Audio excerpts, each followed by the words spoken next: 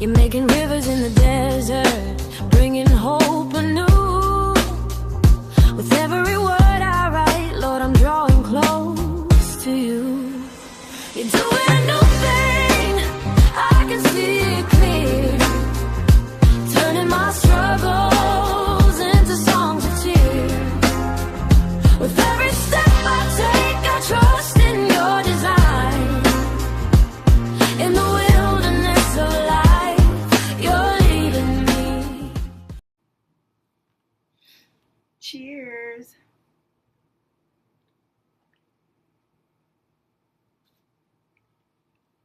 They say it's a shot, but I gotta take my time.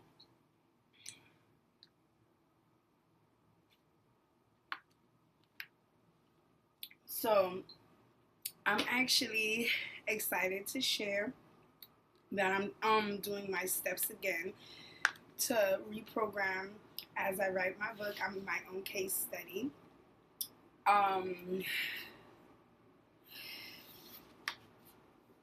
This drink is carrot, ginger, turmeric, grapefruit, and lemon, excuse me. And for the level 1, the first liquid reprogram detox, this is my morning shot that I take, and it has a bioavailability synergy, layered digestive support. It has high vitamin C. And the benefits for me is I'm in the bathroom. I have high energy. My skin is looking skin, and my nails, I noticed that my nails, they're growing a little. Those are just things that I noticed. And I'm excited to continue to share about that. But that's not what we're here today. We're here today to discuss the first 8 steps on how to publish your book for free. Hold up, my bow is bowing me. It's messing me up. Okay. Okay. So,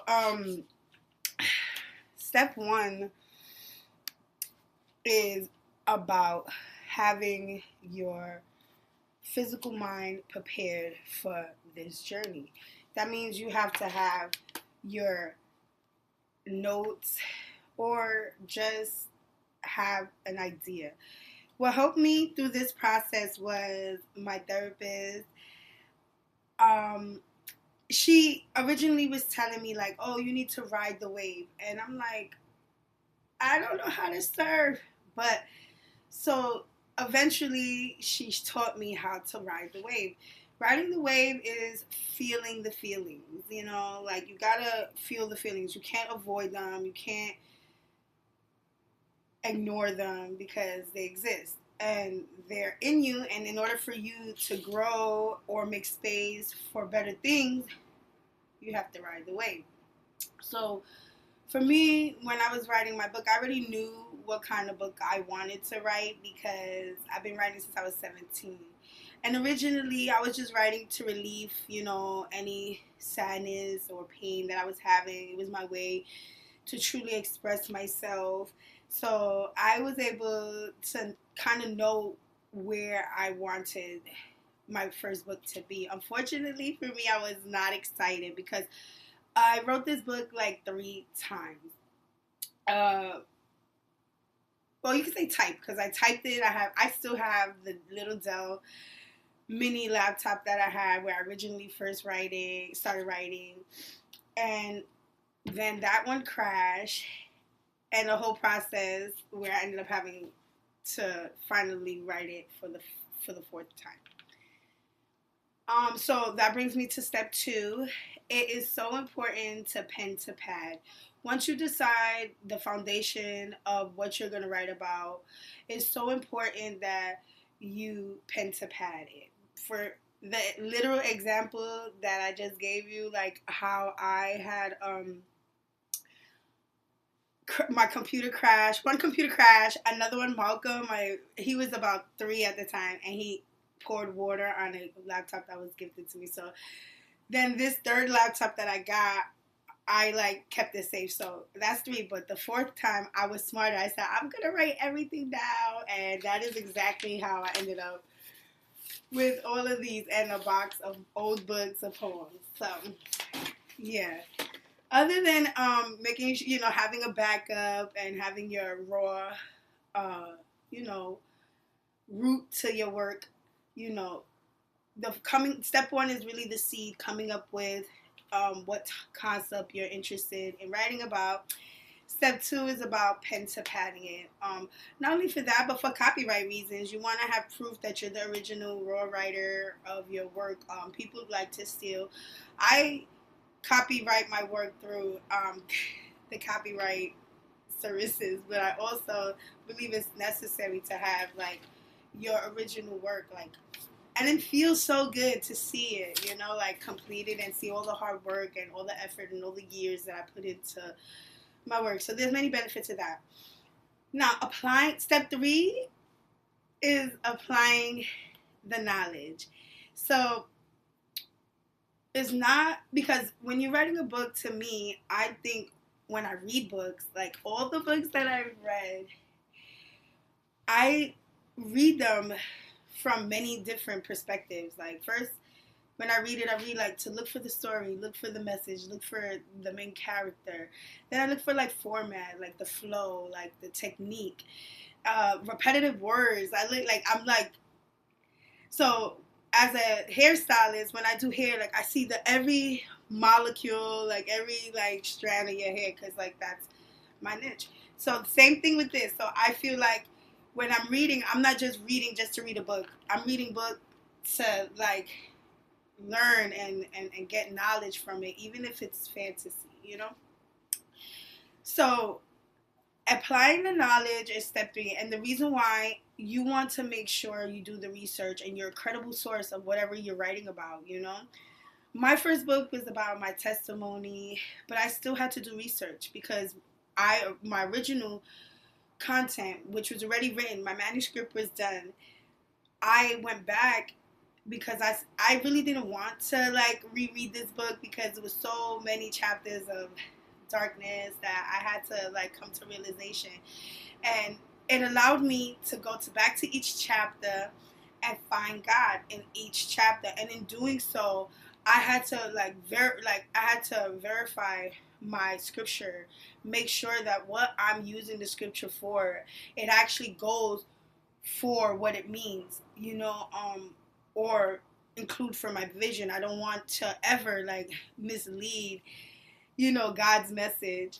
And so it was so important for me to do my research. So I like to say step 3, to apply the knowledge. So wisdom comes from applying the knowledge. You have to do the research, find the evidence, find the, to make yourself credible. I mean, if this is just like fairy tale fantasy, then that's one less thing. You might want to still do research, who knows. But that's the steps that I took, right? Then there's step 4. Step 4 is where you then take your raw material. Once you're confident with your brainstorm, your raw material, then you're going to go to Google Docs. And when you're there, you're not looking to be perfect. You're not looking to for the pressures. You're literally just trying to get your work onto the computer. Once you're doing that, you do want to keep your ears and eyes open for repetitive like words, or like completing your vision to what you as an author want your vision to be for the world to see. So you're sort of editing. It's your first edit, because as you're typing, you're looking for, the critique in yourself. I think that's what I did. Meaning, like, for me, it was more like formatting, making sure it looked the way I wanted to look, and then as I continued to step 5, I basically recommend that you read your work. Once you have it all on Google Doc, you want to read your work out loud. This allows you to hear what the reader is reading. This is what you want as an author your readers to hear, to read, to be presented with. So you're still editing and reading it as an author. You're really not editing it like for the comfort of someone else, because I believe it's necessary to continue to hold on to the vision versus like going straight to what the world thinks. Because once you do that, then you become super critical of society, and what it requires versus what your vision is, and you don't want to lose your vision. I think that is so important. And I mean, for me, it was, as I was reading out loud, I noticed that I had a lot of ands and so's and whatevers. So those are my repetitives that I was so glad that I was reading out loud and editing and looking for that. And then another thing that helped me a lot as I was reading out loud was finding gaps. Like, so when I originally was writing the author's perspective of each poem, I was just tapping into those times where I was going through those things and finding where God was. In the process, I realized there was parts maybe that would have been harder for someone to read if I didn't add some detail. So gapping, like completing sentences, giving breaks, being looking for. So that did help me be more kind to the reader, which is step 6. Step 6 is what you want to be represented as the author, like what the readers are going to see. Now, this edit is so important because this is the product. This is now your most step 6 editing. You're now looking at the process, kind of like a final edit, because now you're getting closer to where the world will receive you.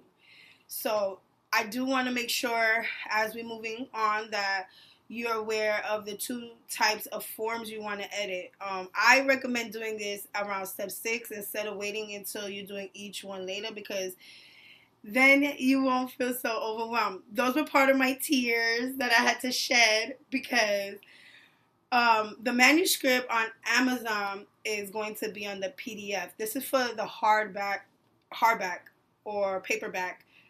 And that format is kind of as is, like how you have it. The only difference is you will eventually format for Amazon. I didn't recommend formatting it now because of the cry afterwards. I'll tell you about that cry that I had. So originally, my book without any format was 164 pages. I was actually proud of that because when I first wrote my book, it was like 450 pages, and I was like so afraid of like the attention span of the world not being able to receive it, even though mine's is kind of like an easy read, but still. So moving on, I struggled with that too. So once I had to format to the standard industry format on Amazon, it made my work triple the work, or it was 355 if I'm not mistaken. And I had to sit with the number and be comfortable with it because I did the work to edit. It was the exact vision that I wanted to share with the world. I was very much confident in it, so I was not concerned with the amount of pages, which is why I'm also bringing this point up, because I'm actually helping co-write and edit with an elder in my church, and he was very adamant, like, I'm not going over 250 pages, and I was just like, listen, that's not how we work in here. In my publishing production, we take our time. We're focused on the vision more than like the format of the world. That does matter, and it's so important, and we will go over why it's important in a few. But I think as an author, as a creator, it's so important to like keep your vision, as just an artist, like it's like when you write a song or you paint a picture, and then you don't want anybody to like fix it for you. You want your vision to be whatever your vision is, and may it be received as such. However, as an author, that's not always the case, and that's okay. But you do want to make sure you stand by what you represent, what you're writing about, because it's a vision. It's not just words in a book. And for me, PDF is the how you will save your manuscript once you are finalizing on your editing, and you want to make sure you format before you save to PDF form for paperback. Now, once you're done with that, I then recommend you to go back, reformat, and save under EPUB. Then look at it, because I had to go back and make sure I did this for my readers, mostly because people don't really buy books like that anymore, and I wanted to make sure that it was a comfortable visual for my people who want to scroll through, And so that one does change format when you format it to Kindle. So for the Kindle, which is EPUB, that's how you will save it. And I'm also going to show you how to do that. So moving on, I like to take after I saved the finalized edit. This is the fun part now, but at the time it was not quite fun.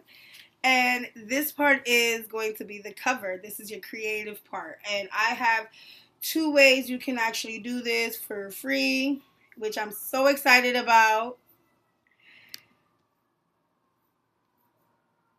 So the one way is through Canva. This is how I did my back cover, and how I was able to continue moving forward in my publishing production with the elder in my church, helping him. He's writing 6 books at the same time, and I'm helping him edit and format.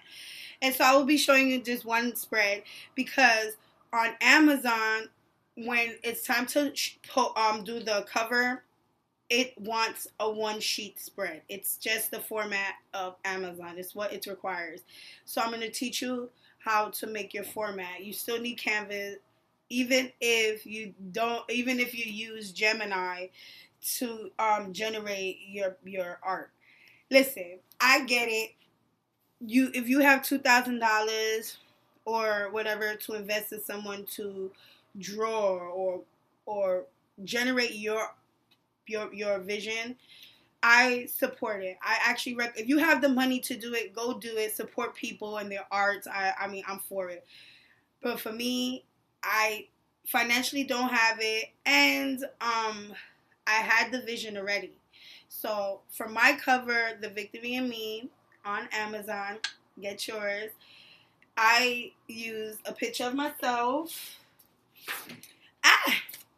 This one, so you see the floor. That was the inspiration that Gemini used as my heavenly crown, and I wanted it to look like how my eyes are looking upward, looking.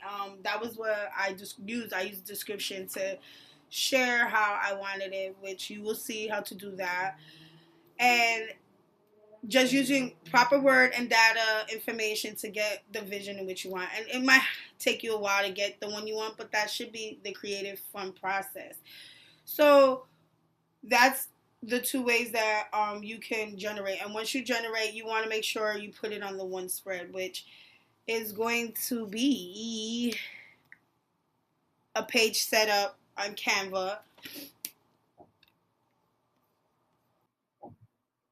Okay, so now I'm going to show you how to use Canva to build your spread for Amazon, because this is the requirement, is to have a cover spread. So I'm going to show you how to do that. First, I want to show you what a cover spread looks like. I'm working on a book with elder in my church. He's writing, and I'm helping him format. So this is a perfect example. So his book is called Born to Suffer. This is not a final draft. This is just one to show. So you want to make sure you have the bleeding lines. So you see the white line that is there. That line is your focal point. And you want to make sure that when you make your cover and your back cover, that you do them individually, and then you save them, and then you come to the spread. So that's why I have 4 tabs to show you. This one is just to show you the metrics. You want to make sure there's like a percentage for the spine, depending on how many pages you have, the spine may not be necessary, if it depending on like how many pages. But anyway, so you will have one tab for your back cover, one tab for your cover, and the main tab is for your spread. So to create your spread, you need to have, you go to create, then you're going to go down to custom size. And for me, well, for the standard, you want to do 13 by 9.5. It gives you more space for each cover. But the standard would be 12.617 by 9.25 inches. So this is what the spread will look like. Then once you have that up,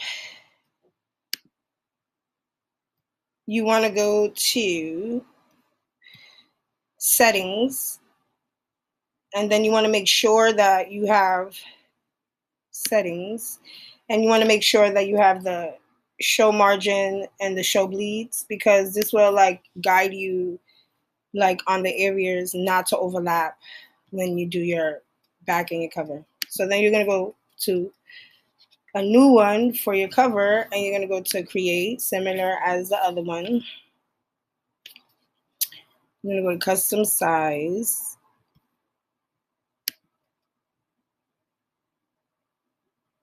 And you'll see like these are the recent ones that I was doing and using.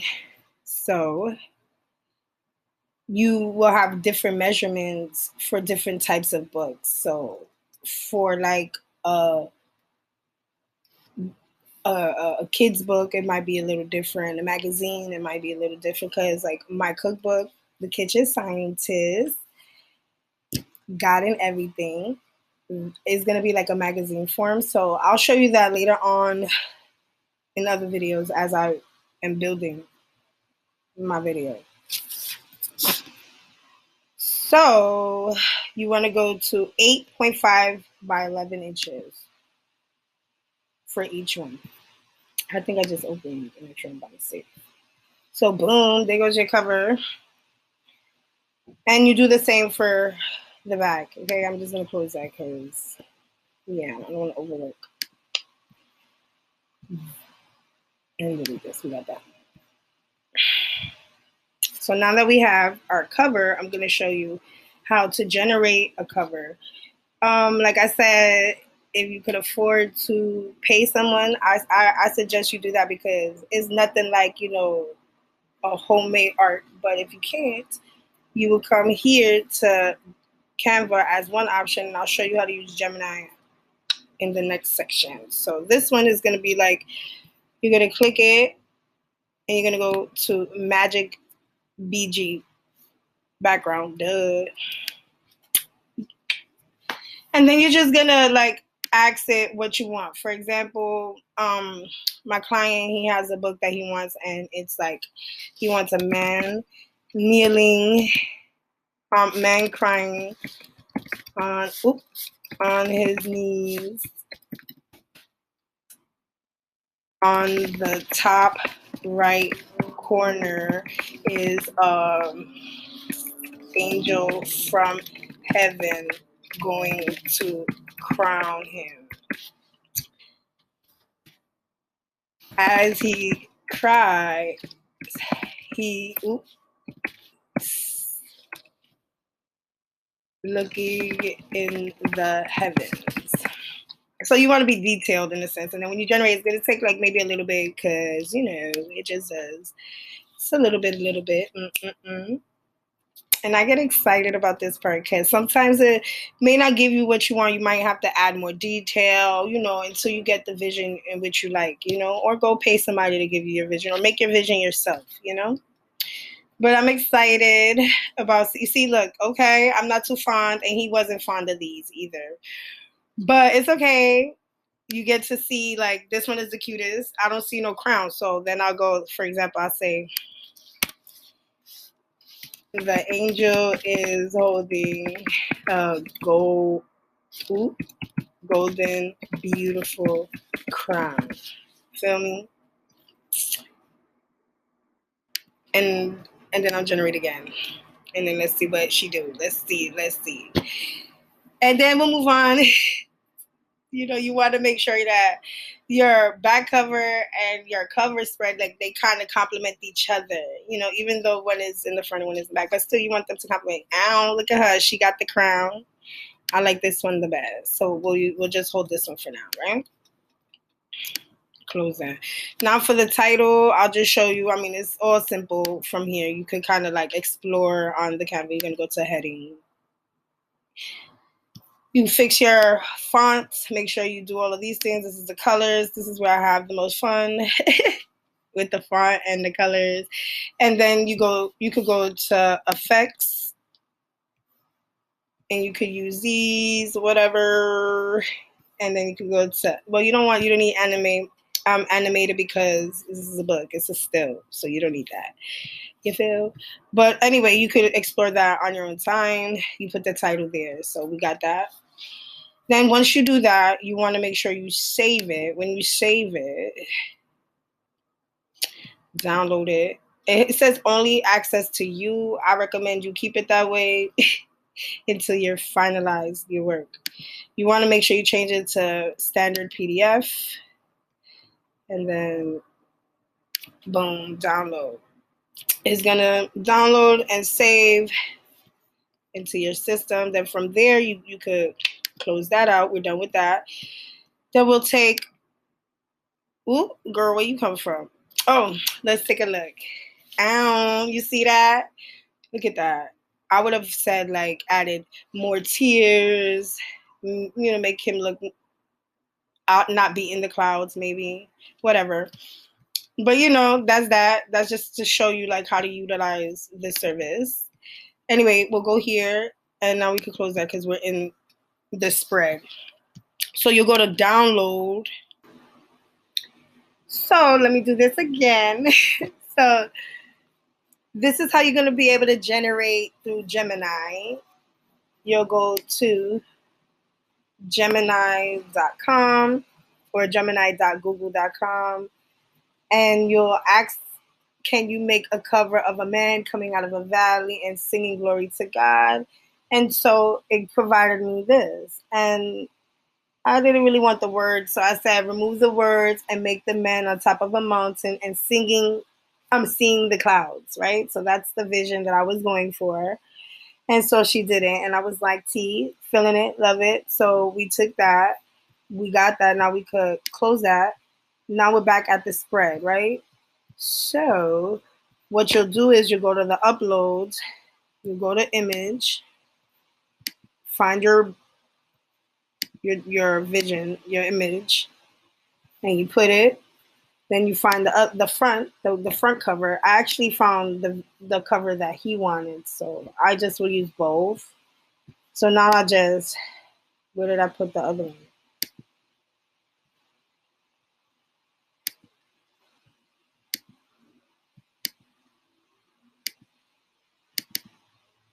There we go. Now we're talking. So you see the red, when it's on the red, that means, and the overlaps. Okay, so you got to be mindful. But I love his cover. This is gonna be his actual cover for his book, one of his books that he's writing. He's writing his testimony. Oh God! But you see how like the angels there. I kind of wanna First of all, let me make this bigger. There we go. So I wanna kind of make the focal point like this. I want the angel more here. It's gonna boom. No. Just gotta play with it a little bit, Find your like what should be like your vision, like how you want it. I think that's fire. Oop. You want to stay right there. Oop. If you want to see something, look, I gotta bring that up. Not back down.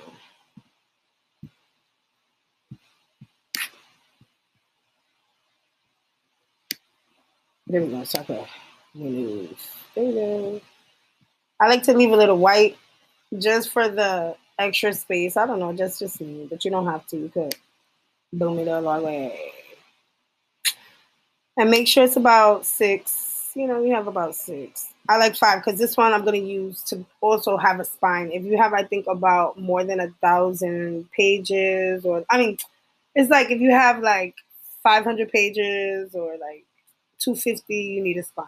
I gotta confirm that. I'll definitely confirm that because that's like important. Anyway, so let me just show you spreading.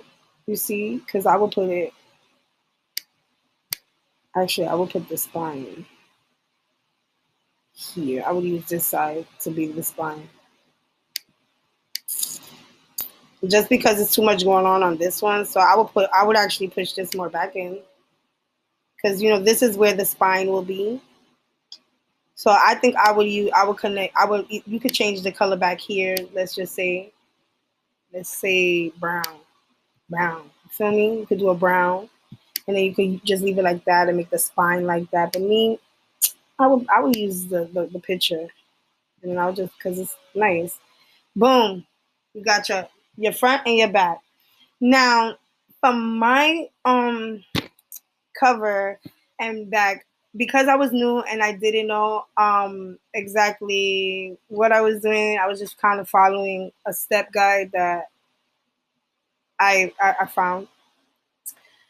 I basically would have did differently, not put a description. Like if I have a picture like this where you know it's speaking volumes, I wouldn't put a description because the picture itself is speaking volumes.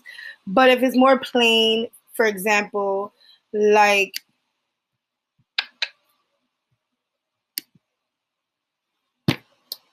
the Elder's book, Born to Suffer, where the back is just like of a sky, you know, or a cloud, where you will be able to put like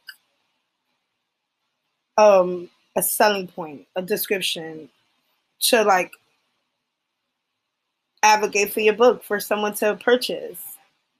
You would want to have it words, but like for example, like this one, like with my cover, I think I would have done differently, not put a description because I thought the cover for me was a sketch of me praying, which is like symbolic for like God sketching me, and adding the words about over it was kind of like taking away from the ultimate description. So I mean, that's what I would do differently. So I guess I'll share that. But you see how like this is just the sun. So he actually has a nice description. He has a finalized product I've already finished. But you know, you could put a description here. But for example, I'm just showing you this is where it would be, and then you will put your spine, how you put your spine, right? Because this was confusing to me at first. I use the subheader because you don't need it to be big.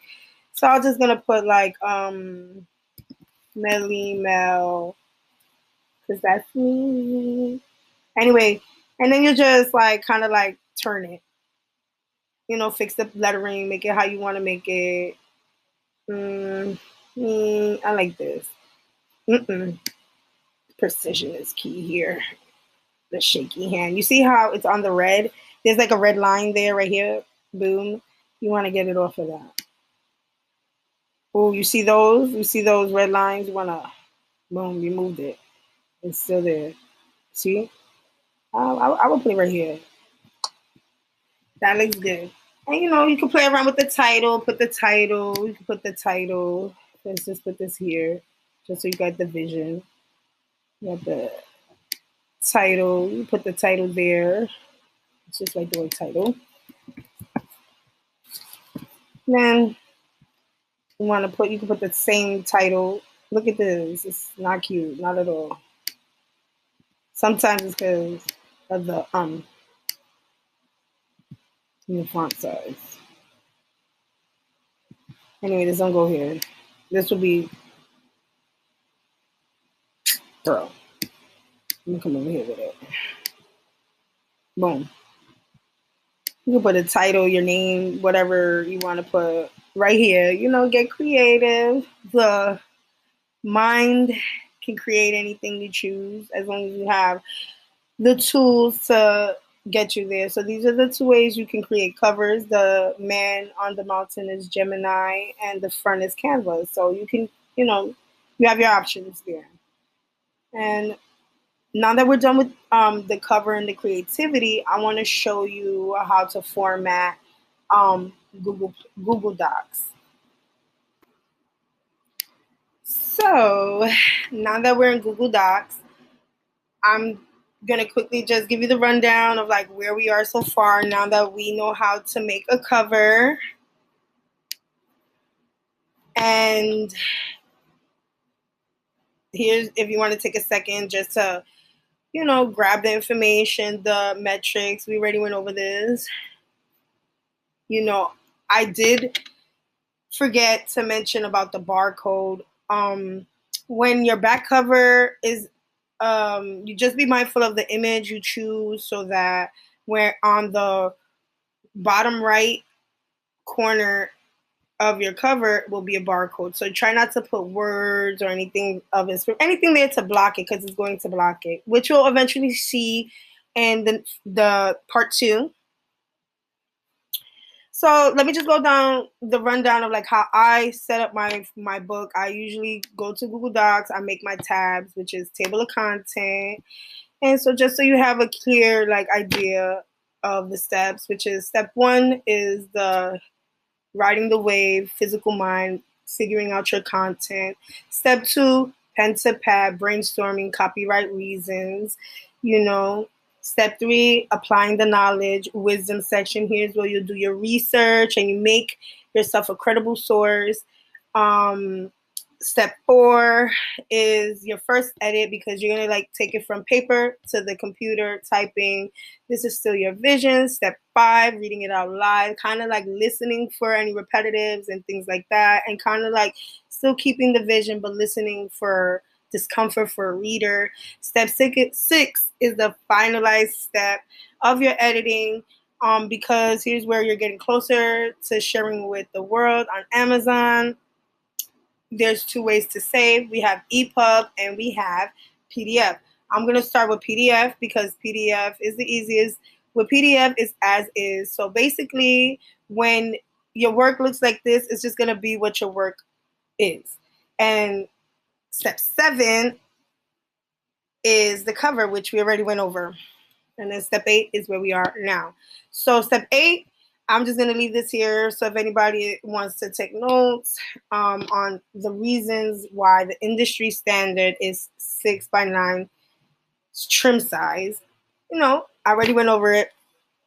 So for example, let's focus on format, because that is very important. I formatted the other ones because I recorded this like 3 times.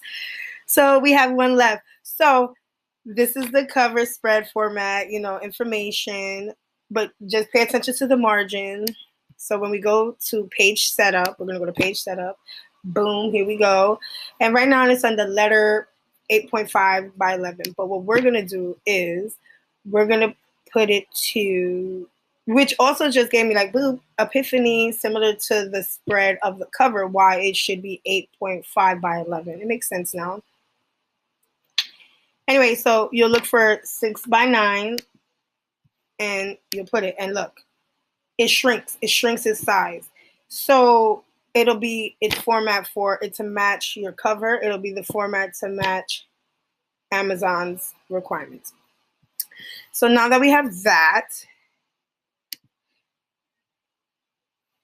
here is just the Google Doc information standard form. If you didn't get to watch me go through the process, here's just the written. I think like professional font and size is all subjective based on your creativity. So, we'll leave that. So now let's go to saving. So we'll go to download. You'll go, let's do, I said download. Let's do PDF first because it's like the most easiest. So you'll do all tabs, export. And as it saves, Now we can open it, and now you'll see what it looks like. So boom, you see.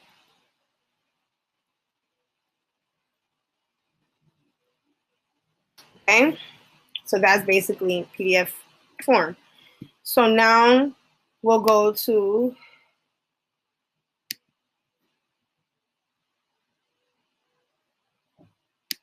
save as EPUB.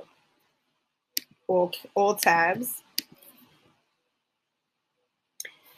And as you'll see,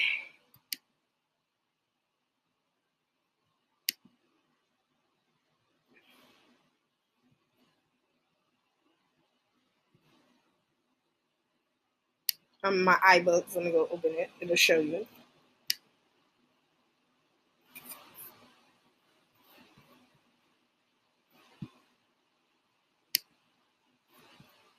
It's probably up already.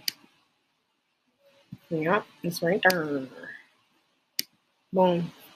Let's make it bigger. So this is what it would look like for a Kindle. And you'll see, like, maybe you want to bring down the word description, you know? So you'll go back, you'll edit, you'll push things around, you'll move it to the structure in which you want it. So that's how you do it.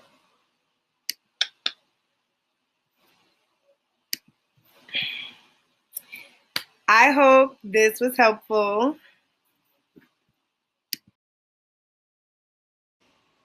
I'm so excited that I am finally done showing you all the tips and tricks that I use to publish my first book, The Victory in Me, which is on Amazon. Please get your copy and hear about my testimony.